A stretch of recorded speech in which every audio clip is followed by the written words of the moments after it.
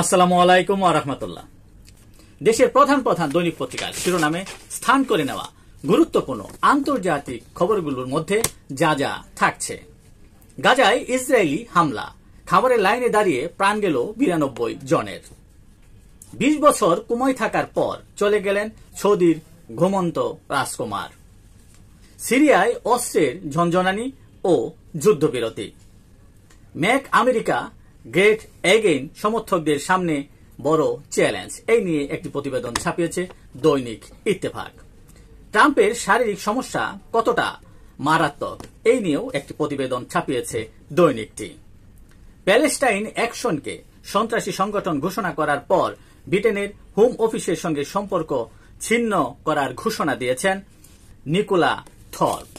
এই ছিল দেশের প্রধান প্রধান দৈনিক পত্রিকার শিরোনামে স্থান করে নেওয়া গুরুত্বপূর্ণ খবরগুলো, যা নিয়ে এতক্ষণ আপনাদের মাঝে উপস্থিত ছিলাম।